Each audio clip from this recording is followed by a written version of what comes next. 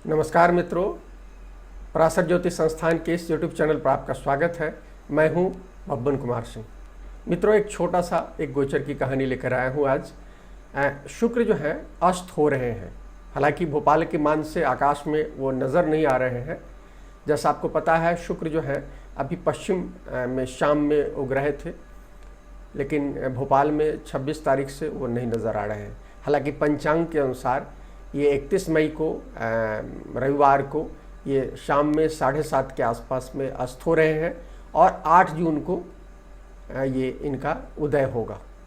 शुक्र अस्त को लेकर आप जानते हैं, शुक्र और ये शुक्र जो है दैत्य गुरु कहे गए हैं और हमारे यहाँ शुक्र जो है हमारे संबंधों का, रिलेशनशिप का कारक ग्रह है और हमारे विवाह में शुक्र और गुरु का बहुत महत्वपूर्ण स्थान है। तो जब शुक्र अस्त होते हैं या गुरु अस्त होते हैं तो हमारे यहाँ कोई भी वैवाहिक मांगलिक कार्यक्रम नहीं होता है। तो स्वाभाविक है, शुक्र अस्त हो रहे हैं तो मांगलिक कार्यक्रम नहीं होगा, ये तो तय है 8 दिनों के लिए।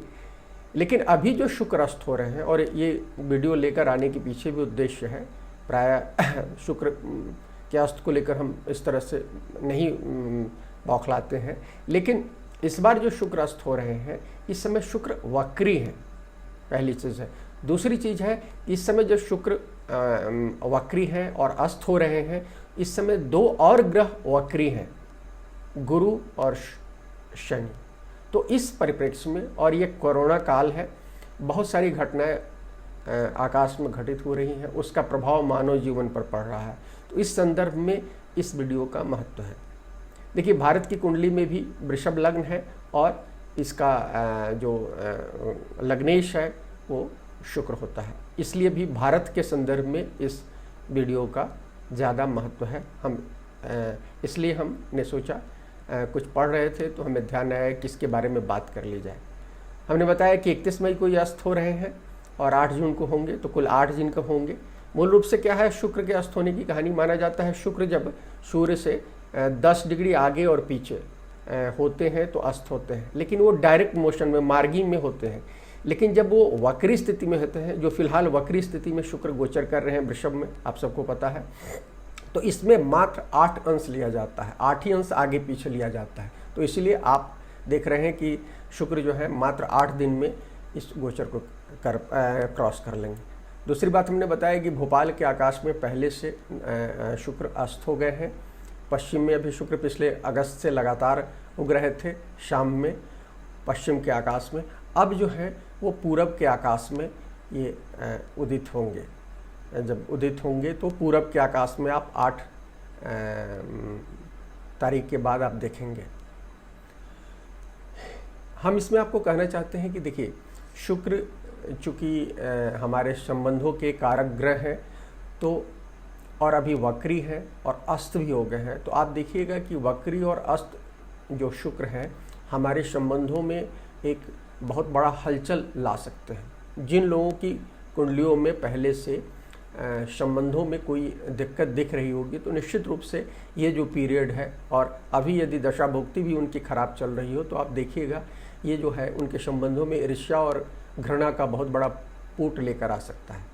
तो इस समय सबसे ज़्यादा आपको संबंधों में ध्यान रखने की ज़रूरत है। हमने अपने वक्री ग्रह शुक्र के गोचर के संबंध में आपको बताया था कि ये जो पीरियड होगा, शुक्र जब वक्री होते हैं तो संबंधों के प्रति लालसा बहुत बढ़ा देते हैं। जो हमारा अस्थाई जो संबंध होता है उसमें विवाद की स्थिति ला देते हैं, उसमें एक दिक्कतें दिखा देते हैं और हम एक दूसरे संबंध, नए संबंध की ओर भागना शुरू करते हैं। कारण कि शुक्र जो है वासना को बढ़ा देते हैं। शुक्र जो वासना के ग्रह हैं और पैशन के ग्रह हैं, तो पैशन को बढ़ा देते हैं। और इस समय स्पेशली इस स्थिति और भी है कि शुक्र जो है अपनी राशि वृषभ राशि में है, वक्री है, अस्त है, और इसमें केंद्र कुंभ राशि से मंगल चौथी दृष्टि से देख रहे हैं। और ये इस समय 3 और 4 जून को एक अंश पर रहेंगे। 3 के दोपहर के बाद से या दोपहर से लेकर अगले दिन 4 के इस समय लगभग एक अंश पर होंगे ये दोनों। तो मंगल डायरेक्ट देखेंगे तो आप देखेंगे कि अभी फ़िलहाल इसका असर आप बहुत सारे लोगों के जीवन में महसूस हो रहा होगा और पूरे आप 8-9 जून तक इसका असर आप देखेंगे। इसलिए हमने आपको कहा कि इस बारे में आपको बता दें। दूसरी चीज़ हम बताना चाहते हैं इसका क्या ये होगा। तो जहाँ जो लोग इस संबंधों को सही ढंग से नहीं लेंगे तो उनके संबंध टूटन की ओर जा सकते हैं। तलाक तक की स्थितियाँ यदि कुंडली में दिख रही होगी तो हो सकता है, पहली चीज़। दूसरी चीज़ आपको ध्यान रखना चाहिए कि जो लोग जिन कुंडलियों में ये पॉजिटिव स्थिति होगी तो निश्चित रूप से ये बड़ा एनर्जी का काम करेगा। खासकर जो लोग आर्ट के फॉर्म में काम करते होंगे, चाहे पेंटर हो, चाहे फिल्मों में काम करते हो, टेलीविज़न में काम करते हो। हालांकि देखिए लॉकडाउन का समय है, इस समय बहुत सारी चीज़ें नहीं हो रही है, लेकिन उसके बावजूद जो लोग क्रिएटिव लोग हैं, किसी भी फील्ड में है, पेंटिंग में है, इवन राइटिंग में है, तो वो लोग इस समय अपने फॉर्म को बेहतर ढंग से इस्तेमाल कर सकते हैं।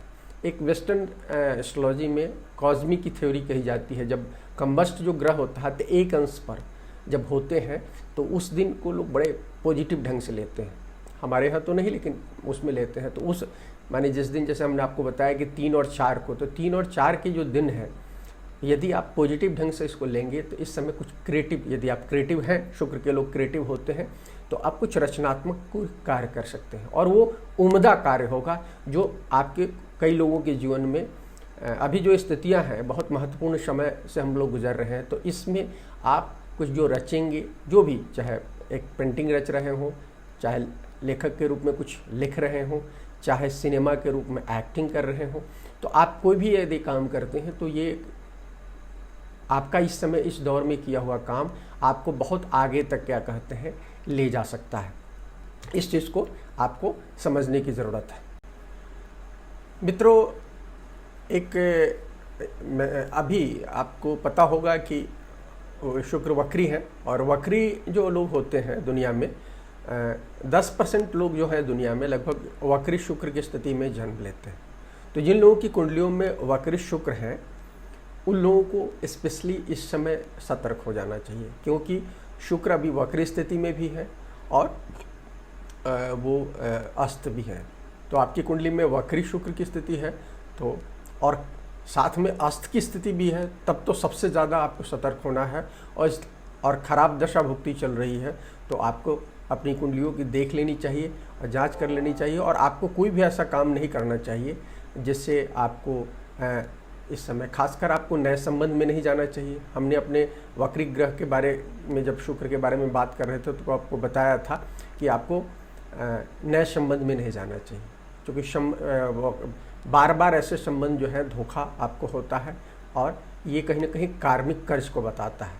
तो एक चीज़ का ध्यान रखना चाहिए। दूसरी ओर आपको कोई भी शुक्र संबंधी काम इस समय करने से बचना चाहिए।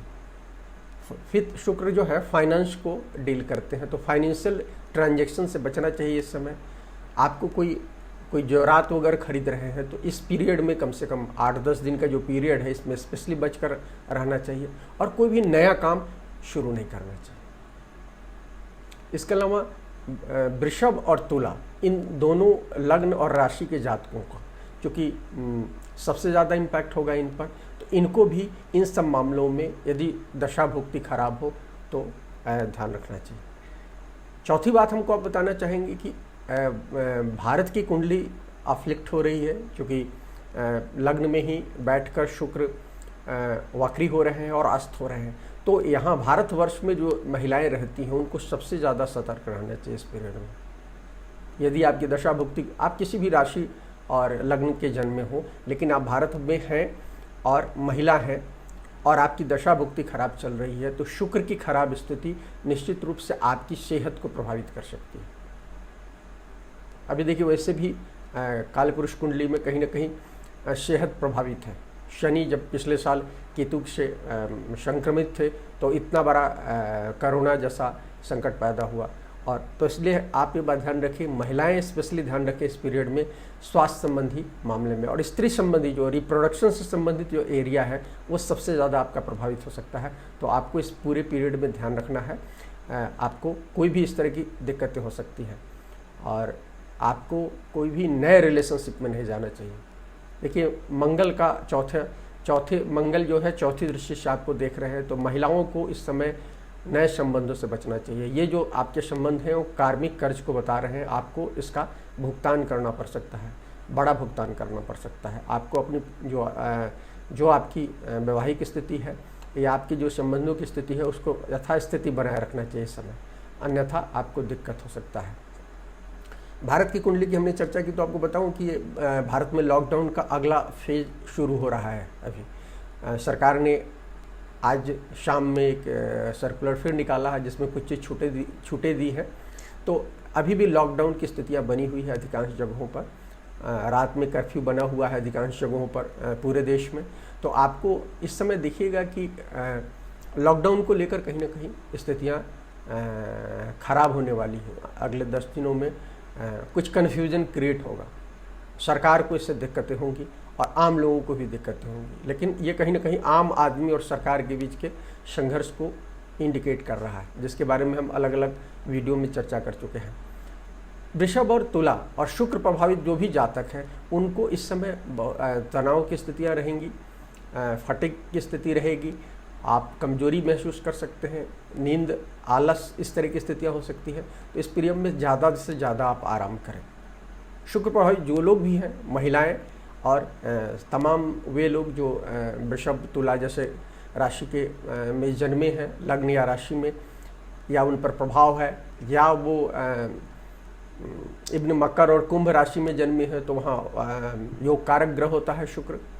इब्न आपको मैं कहूँ कि बुध की जो राशियाँ हैं मिथुन और कन्या, इसमें भी शुक्र योग कार सहायक ग्रह है। तो इन सब लोगों को ध्यान रखना चाहिए इस पीरियड में। यदि आपके शुक्र महत्वपूर्ण ग्रह है तो इस पीरियड में कुछ दिक्कतें हो सकती हैं। यदि दशा भुक्ति इंडिकेट कर रहा हो तो आपको इस समय आराम करना चाहिए, किसी विवाद में नहीं पड़ना चाहिए, अपने स्वभाव में एग्रेशन को कंट्रोल करने की आदत डालनी चाहिए। 3 और 4 जून को स्पेशली ज़्यादा ध्यान रखिएगा, इसलिए कि एक अंश पर रहेंगे। हमने अब कैज़मी की बात की कि भाई वेस्टर्न थ्योरी से जो लोग देखते हैं वो कहते हैं कि वो फ़ायदेमंद है। हालांकि हमारे यहाँ इस तरह से हम कुछ नहीं मानते हैं। हम आपको कहेंगे इस पीरियड में आप सावधान रहें, 3 और 4 को स्पेशली, उससे 1-2 दिन आगे पीछे देख लीजिएगा और ध्यान रखिएगा। और अंत में एक पॉइंट और ध्यान में आया कि जो लोग शुक्र के नक्षत्रों में जिनका चंद्रमा हो उन लोगों को भी ध्यान रखना चाहिए। तो शुक्र के नक्षत्र कौन कौन से हैं? भरणी है, पूर्व फाल्गुनी है, पूर्वाषाढ़ा है। देखिए पिछले साल पूर्वाषाढ़ा में शनि थे, केतु थे, ग्रहों से गुजरे हैं। तो खासकर पूर्वाषाढ़ा नक्षत्र वाले लोगों को कहूँगा और भरणी और पूर्व फाल्गुनी वाले लोगों को भी कहूँगा कि आप लोग भी अपनी सेहत का, और शुक्र की जो हम दूसरी राशि और दूसरे बात के संदर्भ में जो बात कही आप पर भी ये लागू हो सकता है। तो आप भी इस पीरियड में सावधानी बरतें। और ये जो 8 से 10 दिन का समय है, हालांकि हम आपको कहेंगे 25 जून तक ध्यान रखना चाहिए, लेकिन इस 8-10 दिन में जब शुक्र अस्त भी होंगे तो आपको स्थिरता से काम करना चाहिए। और संयोग से 5 तारीख को ये भी हो रहा है, हालांकि वो पंचांग की दृष्टि से महत्वपूर्ण नहीं है, उसका बहुत असर नहीं होगा, लेकिन वो हो रहा है, मैंने चंद्र ग्रहण हो रहा है, एक जो चंद्र ग्रहण उपछाया चंद्र ग्रहण कहा जाता है, उसके बारे में हम आपको अगली वीडियो में बात करेंगे, किस वीडियो में बात करेंगे। तो उसके कारण भी तो स्पेशली महिलाओं को और दूसरे भी शुक्र प्रभावित लोगों को इस शुक्र अस्त के समय में अपना ध्यान रखना चाहिए।